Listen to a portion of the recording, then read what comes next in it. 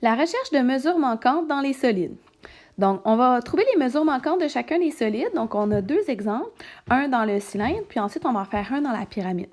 Donc, l'idée de base, quand on cherche des mesures manquantes, c'est qu'on va écrire les formules qu'on connaît à propos de notre solide et il devrait nous rester une valeur inconnue. Donc, on doit quand même identifier les choses qu'on connaît. Donc, ici, on connaît quoi dans notre cylindre? On connaît l'air total de ce cylindre. On connaît aussi le diamètre qui est ici, mais comme on va s'intéresser à l'air, c'est important quand même de se rappeler que le rayon, c'est la moitié. Donc, le rayon sera de 8 décimètres. Et qu'est-ce qu'on recherche en fait? C'est la hauteur du prisme. Donc, si on écrit notre formule générale pour le prisme, donc l'air total du prisme, on l'écrit air total, qui est composé de quoi? 2 fois l'air de la base plus l'air latéral. Et là, ensuite, je vais remplacer toutes les informations que je connais. En fait, je peux garder pour l'instant l'air total comme ça. On va juste aller remplacer les formules par celles qu'on connaît. L'air de la base, là, 2 fois l'air de la base, chacune de mes bases, c'est pi fois rayon au carré. OK? Et ensuite, l'air latéral d'un cylindre, c'est toujours sa circonférence fois sa hauteur. Et même encore là, si on voudrait, on pourrait tout de suite écrire le détail. Donc, je reprends une autre ligne là, juste pour simplifier la circonférence qui va prendre la valeur 2 pi rayon. J'ai donc remplacé le plus de choses que je peux. On peut même le mettre en évidence là, si on veut. L'air de la base ici, on l'a remplacé par sa formule qu'on connaît. Ensuite, l'air latéral, c'est la circonférence fois la hauteur. Puis après ça, ben, notre circonférence ici, on est venu le remplacer par la formule qu'on connaît, 2 pi fois le rayon. Et là, ben, je vais aller remplacer chacune des informations ici au bon endroit. Faisons-le avec des couleurs pour que ce soit visuel. L'air total, ben, elle va venir s'inscrire ici. Donc, l'air total, 738,12. Ensuite, 2 fois pi qui vaut 3,14 environ, fois mon rayon au carré. Mon rayon au carré, tiens, on va aller le mettre en jaune ici. Donc, mon rayon, sa valeur va venir ici. Et on voit que ça va être la même valeur ici. On a le rayon à 2 endroits. Donc, 8 au carré, plus 2 fois pi, fois mon rayon, encore une fois, qui est 8, et ma hauteur.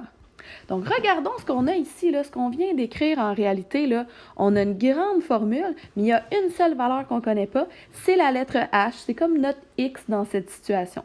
Donc, on va aller remplacer par nos valeurs. Donc, 738,12, il n'a pas changé. Ensuite, on va aller calculer ça ici. 2 pi fois 8 au carré, quand on arrondit au centième, ça fait 402,12. Plus 2 pi fois 8, on va l'arrondir aussi au centième près, 50,27 fois la variable h. Et là, on résout notre équation comme si c'était une résolution habituelle. Donc, on va enlever le 402 et 12 de chaque côté, hein, toujours dans le but d'avoir la variable h isolée. Donc, ici, qu'est-ce qui va nous rester du côté gauche?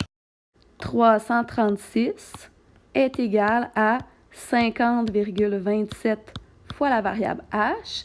Et on termine en dernière étape. On divise de part et d'autre par 50,27 pour trouver la valeur de h. Et je vais indiquer la réponse seulement ici pour avoir un petit peu plus de place. Donc,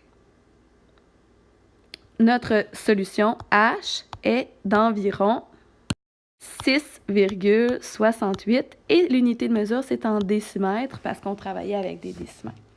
Donc, vraiment, c'est sûr que la tâche peut sembler importante, mais l'idée de base, là, si on résume tout ce qu'on a fait, c'est qu'on écrit la formule qui va avec les informations qu'on a. Donc, c'était la formule pour l'air total.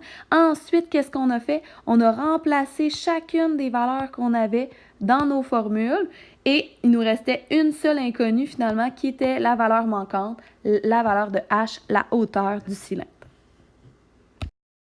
Deuxième exemple, cette fois-ci, une pyramide régulière avec un polygone qui est l'hexagone régulier à sa base. Donc, on voit qu'on a ici 1,73. Qu'est-ce que c'est cette valeur-là? C'est l'apothène de la base. OK, donc on l'identifie. Le 3,46 ici, là, donc cette valeur que je viens d'indiquer, c'est l'apothème de la pyramide. Et qu'est-ce que nous, on cherche, là, cette valeur ici, c'est le côté, la valeur du côté de l'hexagone.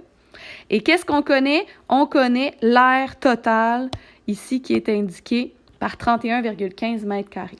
Fait qu'on va faire comme tantôt, on va aller écrire la formule générale. L'aire totale d'une pyramide, c'est l'aire d'une base, parce qu'il y en a seulement une, plus l'aire latérale. Donc, je réécris encore une fois aire totale sans le remplacer tout de suite. On va écrire le détail des formules.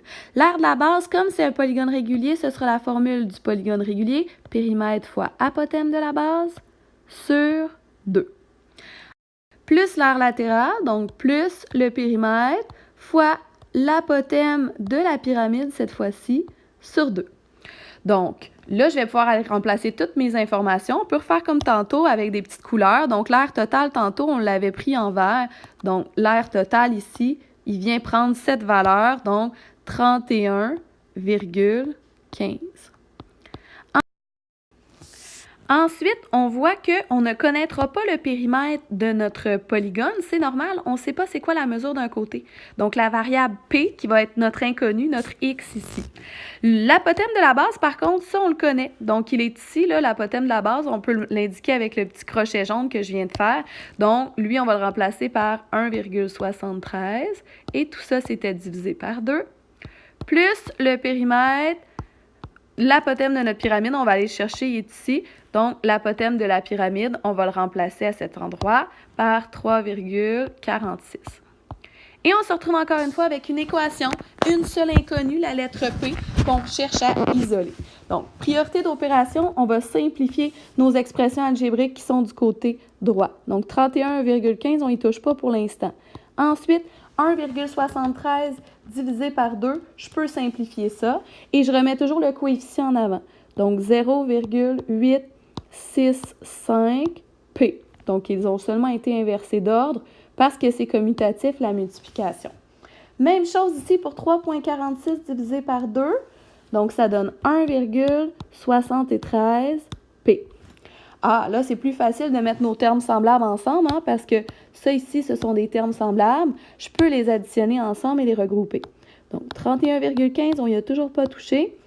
0,865 plus 1,73, 2,595P. Et j'arrive à la dernière étape. Donc, 31,15 sur 2,595, parce que mon but, c'est d'isoler la variable P. Donc, comme elle a un coefficient de 2,595, on divise par 2,595 et on obtiendra une valeur à 2 centièmes près, une valeur de 12. Et c'était en mètres, l'unité de mesure, parce qu'on était travaillé avec des mètres et des mètres carrés pour l'air. Donc, est-ce qu'on a terminé la question? Est-ce qu'on cherchait le périmètre ici? Non, on cherchait la mesure du côté. Donc, pour trouver notre côté, qu'est-ce qu'on fait? On sait que notre périmètre, sa valeur, c'est 12 cm, et on a 6 côtés égaux parce qu'on a un hexagone. Donc, qu'est-ce qu'il nous reste à faire comme petit calcul? 12 divisé par 6 va nous donner 2 mètres pour la valeur de chacun des côtés. C'est ce qu'on cherchait. Donc, il faut faire attention quand même à la fin du problème. Oui, c'est vrai, la seule variable qu'on ne connaissait pas ici, c'était P, le périmètre, mais il faut quand même pas oublier de revenir à ce qu'on cherchait ici dans la question, c'est-à-dire la mesure du côté. Voilà!